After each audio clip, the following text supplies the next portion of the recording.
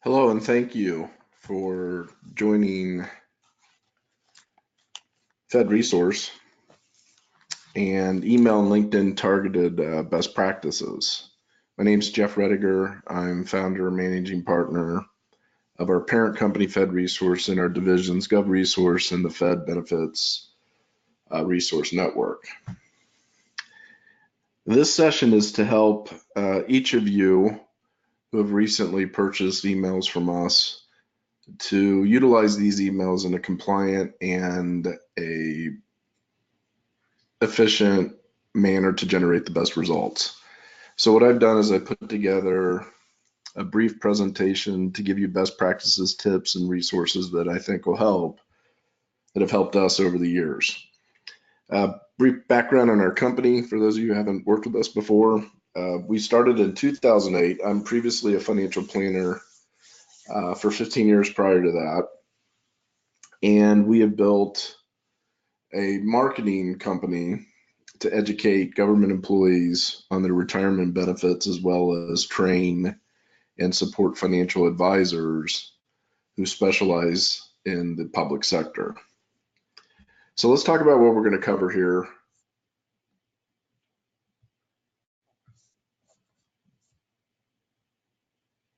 How to avoid spam and blacklisting, very important in this day and age. Getting to the inbox. It's one thing to get the leads and understand the emails are verified. It's another thing to be able to actually get them into the inbox. So we'll talk about that. Generating responses. So once you're in the inbox, what's the content look like? Can they click the links? Can they respond to whatever messaging you're attempting to convey? And then utilizing LinkedIn for branding and targeted marketing to support these emails. I'll talk to you about what I think LinkedIn is a great lead generation resource. And that really started to occur once Microsoft purchased LinkedIn. Okay, so let's get into avoiding spam and blacklisting.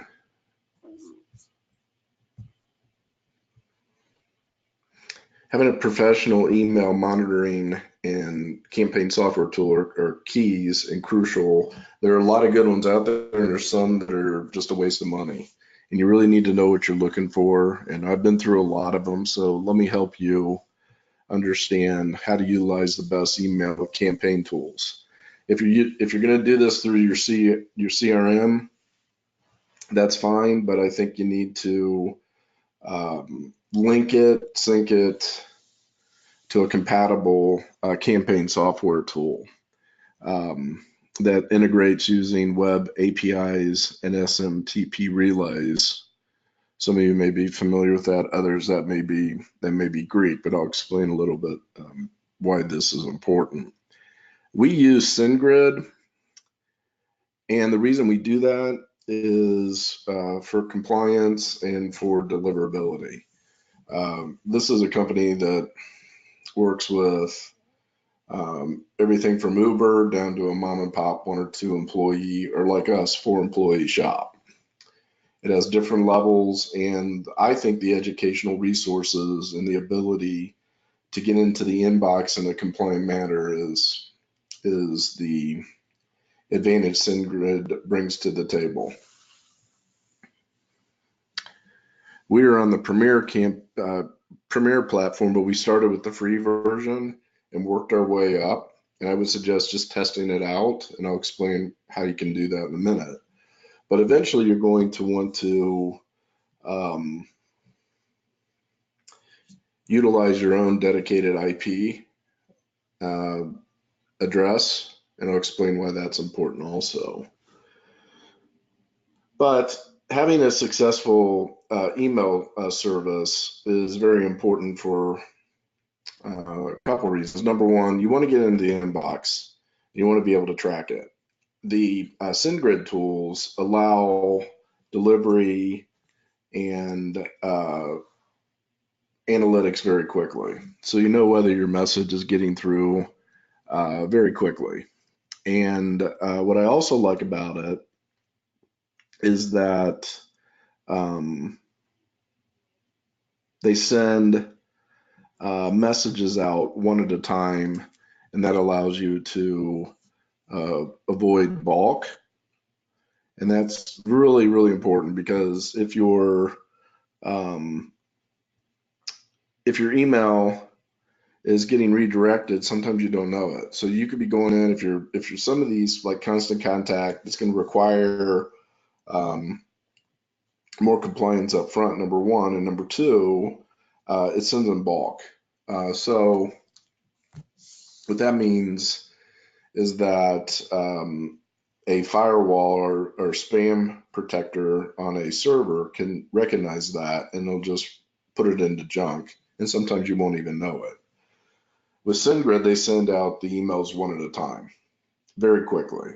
They also give you streamlined analytics that allow you to see very important data and whether or not your campaign is actually having the results you want.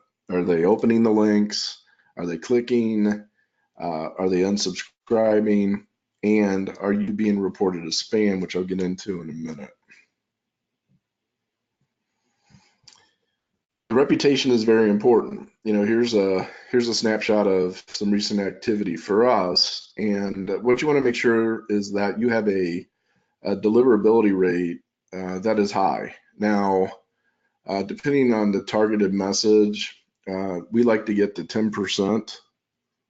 Oh, I'm sorry. The deliverability, we want between 70 and 80%. Let me back up. The deliverability means how many emails actually got to the inbox. So that is crucial. And you'll find with our data, you should be in that range because these are emails that have been what we call pinged to the server, so they're active. That doesn't mean some of these people have retired, some of these people have moved on, or they may unsubscribe right away. But these are active emails. So your deliverability, when you send out emails, you want that deliverability rate to be between 70 and 80%. Open rates, we for the volume that we do, we like to have it at 5%. As you target, you want to drive up between 5 and 10%. That means these emails are getting open, and that means your subject and your topic is working. And then the click rate is if you have a link embedded that you want to drive them to your website or book a meeting, whatever that may be, is going to vary. But we think if you're between 10 and 20 basis points there, that's an average range you want to be at. And then the bounce rate you want to keep under 1.5%. And obviously you don't want any spam reports, but once in a while, either an employee or a HR, IT, it could be automated too, will artificial intelligence may report you as spam, and I'm going to tell you how to manage that. You don't want to see that number at 1%. If it's under 1, you're okay. So those are reasons why the analytics are important. Also, your reputation. Another reason why I like SendGrid is because it has an algorithm that helps identify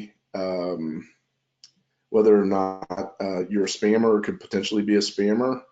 It's such a generic tool, I don't even like it, but you want your reputation to be 95% or above. That means you're doing the right things. We're at 99%, which means we vet our lists, we make sure our message is compliant, it's all educational. I'm going to get into that in a minute. We're not soliciting on that first reach out. We give a very clear opt out, unsubscribe, and SendGrid is really good at making sure that you're following these procedures and tracking it. So this is why I really like the SendGrid tool.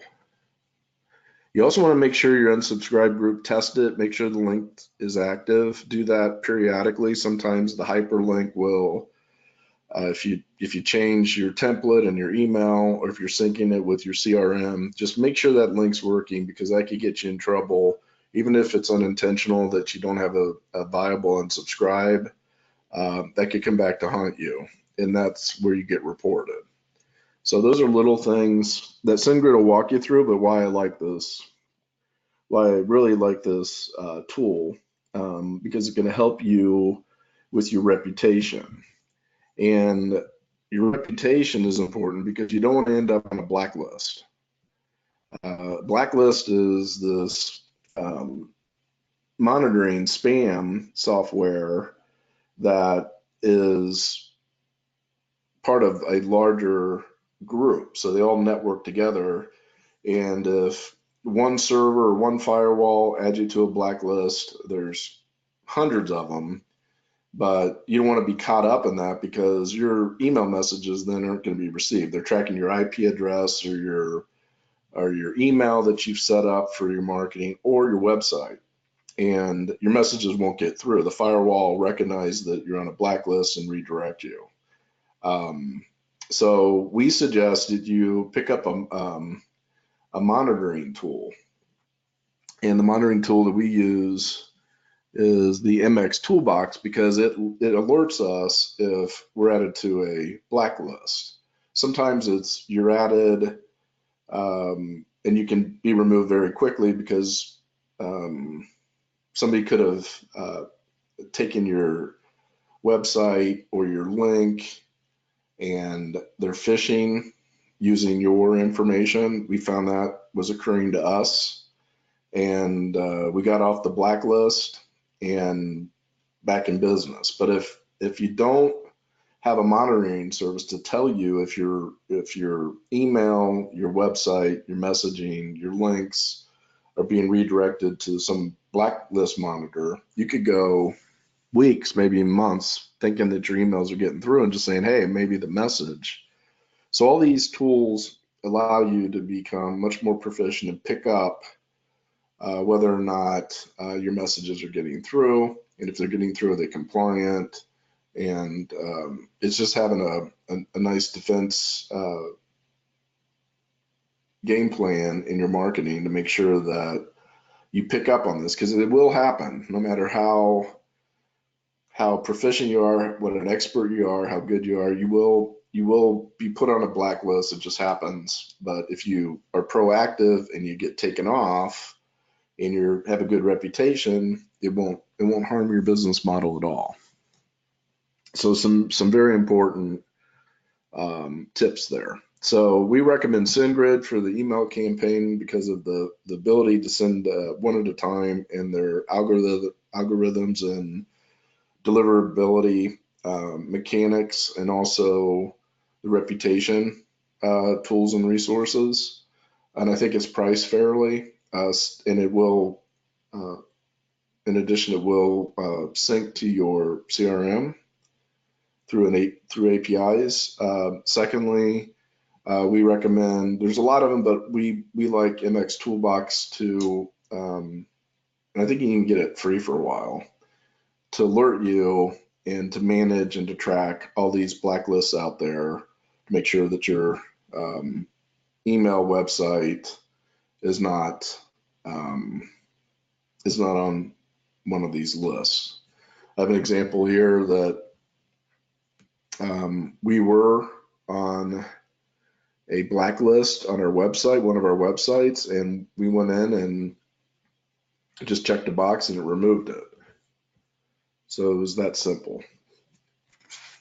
So yeah, there we go. It's you can get it set up initially free, and tools and best practices on your email delivery performance, delisting support, like what I just mentioned. If you are on a list, they'll help you be removed, and expert analysis of your email deliverability. So all, again, really good tools.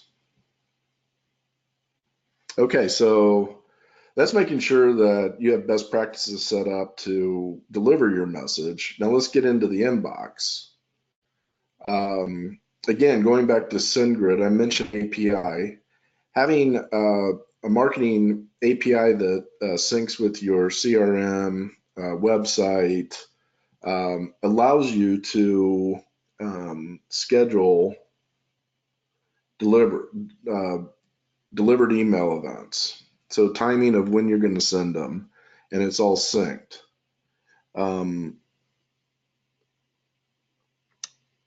This avoids the bulk, like I talked about, and it gives you a much higher probability of being able to get into the inbox. So API just stands for Application Programming Interface. It allows you to function. It allows functionality available on an email platform, such as generating and sending transactional emails, manipulating templates, and enabling access to email metrics. So that's all automated for you, and that's what allows you to send individual emails out with a standard message versus bulk. Now, this is a tip that I'm going to give you. You're going to run into, for example, with military, with postal, with quite a few of the Veterans Administration servers. Even if you have great deliverability, they have additional firewalls and features that are going to make it even more difficult to get through. And so one old school technique is to send out with lists, assign somebody in your office to send out blind copies of 15 to 20 at a time. This sometimes will allow your message to get through these firewalls because it doesn't identify it as spam or bulk, and it'll allow you to test if you're getting through to these specific agencies and schools. So that's a tip. If you find that you're sending quite a few emails out to a specific agency and you're not getting any response, this is a backup plan that is manual, takes a little more time, but it'll increase the chances of you getting the message through to the inbox. So that's an old school technique. Again, for military, VA, and postal, and some other agencies at the federal level, but you may pick up a state or local agency that you're just not getting through on, and this may be a good backup plan to get that message through. It's not going to work on Constant Contact. It's not going to work on most of your email campaigners attached to your CRM. This is a manual way to go about getting the message through. So we would recommend you set up like an info at whatever your domain is. You know, for example, for ours, it's info@govresource.com or info@fedresource.com, and then assign somebody, make sure they're blind copied. You don't want to make a mistake of sending to or CCing 20 people in the same agency. That'll get you blocked and spammed immediately. So be very careful with this, but try to blind copy 15 to 20 at a time if the send grid is not getting the message through, but you know they're active emails.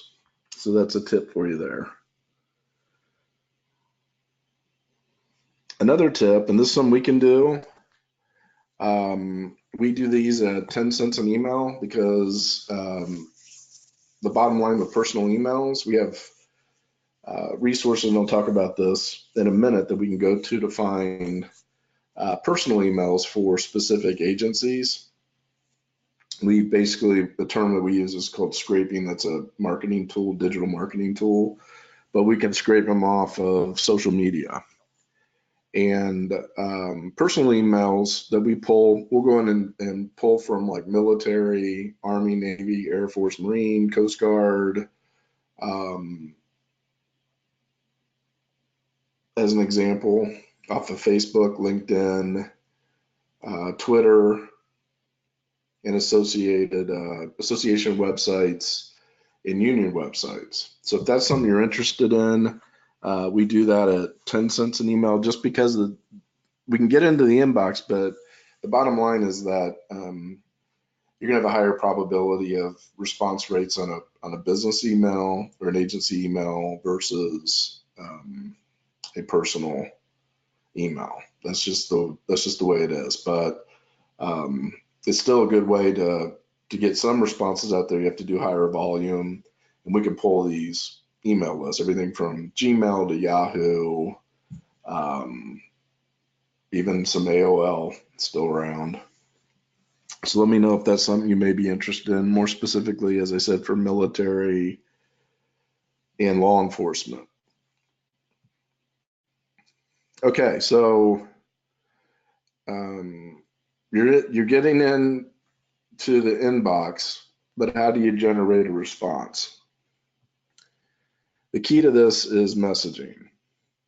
You have to keep it educational, limit the number of hyperlinks that are in the embedded in the content in the message itself. That'll trigger a firewall.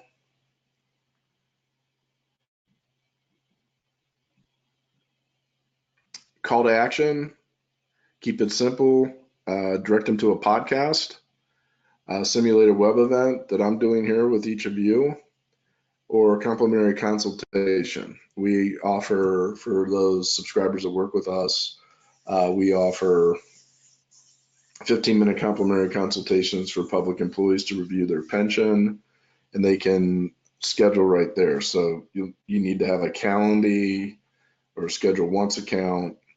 I think the other one's Time Trade, to allow them to book immediately. Click a link and they can book a meeting with you immediately. So let me give you a couple samples of content.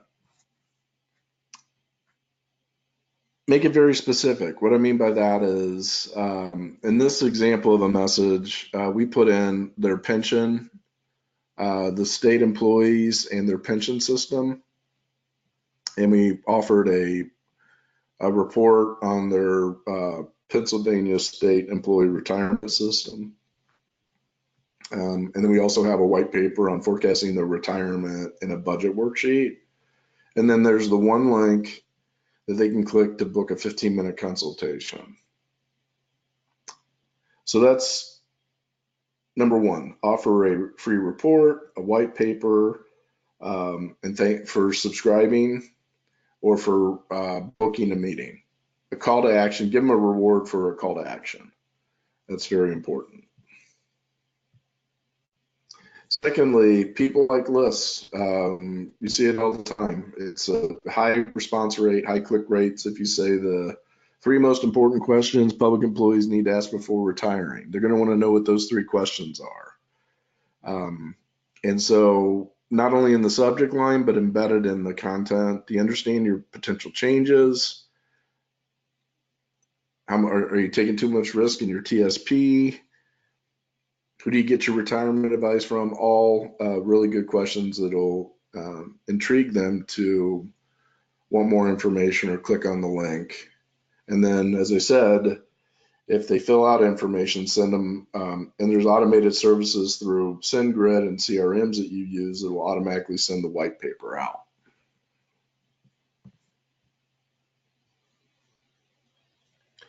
Okay, and then the fourth step here is utilizing LinkedIn for branding and target marketing to support email campaigns. So you might say, well, Jeff, I ordered emails to send email messaging out and use that for marketing. Well, I'm going to show you how you can use those same email lists to market on LinkedIn, and at times it's even more efficient. LinkedIn, since it was purchased by Microsoft, has become an incredible lead generation machine. It is really powerful. Just about anybody in the public sector can be found on LinkedIn, as well as the private sector too. Anybody with an Outlook is automatically in the LinkedIn database. So let me give you some tips on utilizing LinkedIn to brand yourselves and also generate email and follower and response rates.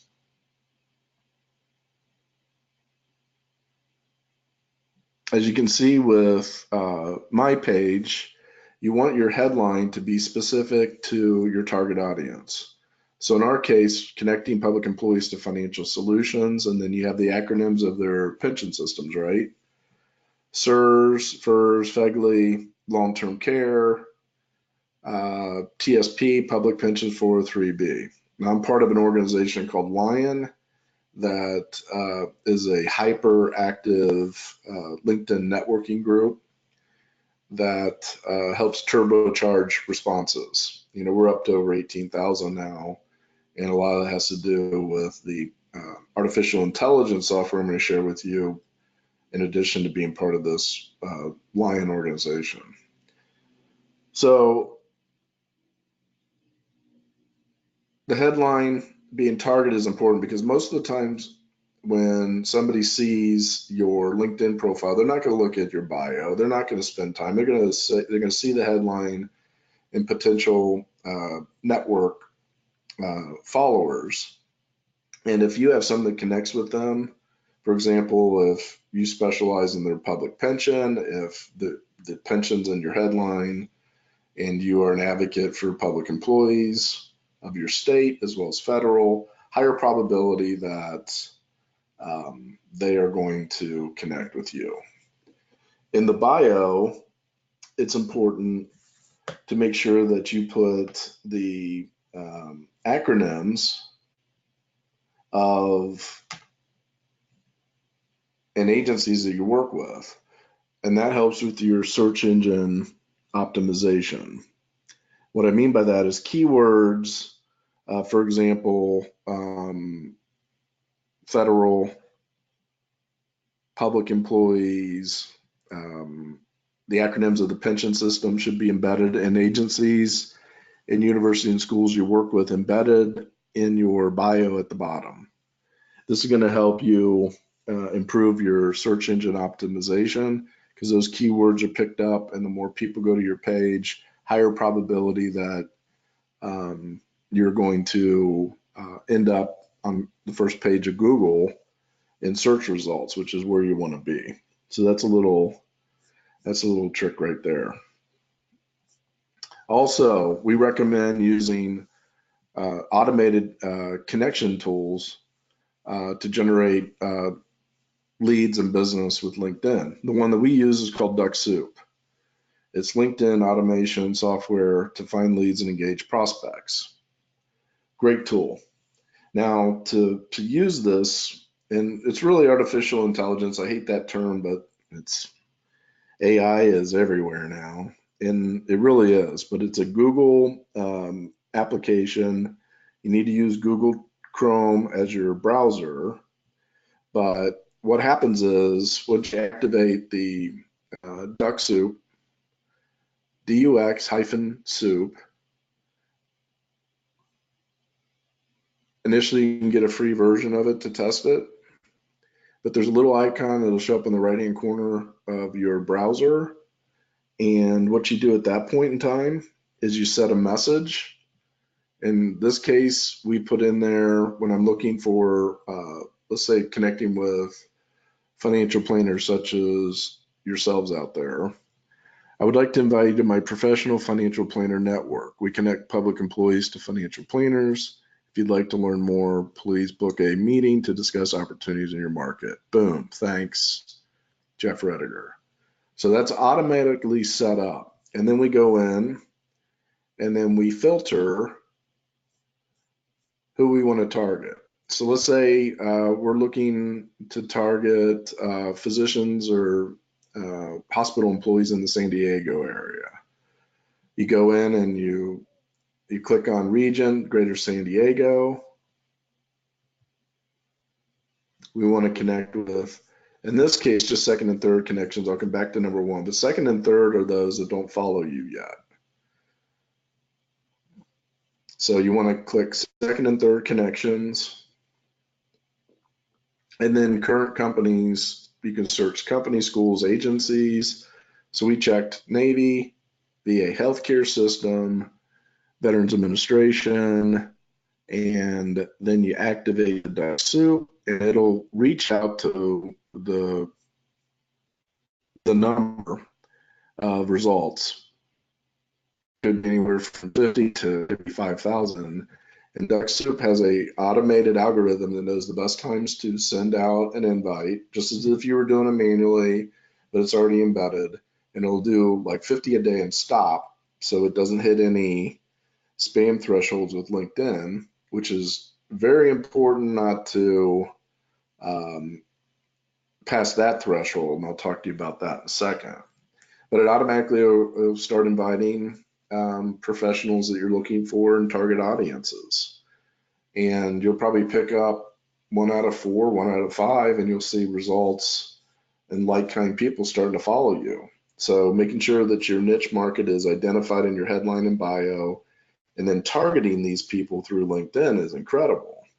You see that we have 18,957 targeted connections. Now these are the first connections. Your second and third do not follow you. Your first connections do. These are the opt-ins. These are the ones that you can market to now. You can invite them to a web event. You can discuss more specific product topics or your planning, because they've said, I'm following you, which is a social media version of opting in. And that's where you can pick up leads and lead generation and sales. It's actually just as effective if you follow these practices of the email marketing I went through earlier.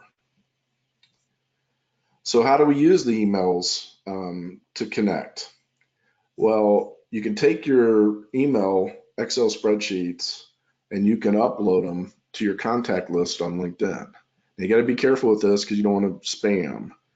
LinkedIn likes to get as much data on everybody as possible, but they slap your wrist pretty quickly if you don't follow through on making sure that they want you to have, or what they state in their mission is that they want everybody in your network to know you or somebody that you work with. That's not true. They want as much data as they possibly can get, but they don't want people spamming. So they allow you to upload and they say your contact import is ready. Connect with people in your database. So it'll let you upload these contacts. So you go right here under connections, imports ready, click continue, and choose. I would suggest choosing one list at a time and uploading it. And then once it's uploaded, you can connect with them or you can set it up in your DuckSoup to invite them. Again, getting back to postal, military, some VA, this is a great way to connect with these people and to market to them if you can't get through in your CRM or if you use SendGrid or another campaign tool. But be careful once you upload the list, because there's an algorithm in LinkedIn, and I've been to many conferences on this and they keep changing it, but they'll let you do this initially, but if you have too many invites, see right here, these invitations, and people aren't accepting them. So let's say you send 10,000 VA connection requests out with emails and you only have 5 that have responded. That's great, but what you need to do is you need to go in every 2 weeks and go in under invitations, the ones that were sent, and you can say I only have 1 in here, but anyone that's 2 weeks out, they're probably not going to connect with you. Withdraw those invites before the algorithm catches up and says, oh, this is a spammer, because they have 8,000 or 9,000 requested sent invitations that people aren't responding to. That'll get you blacklisted on LinkedIn.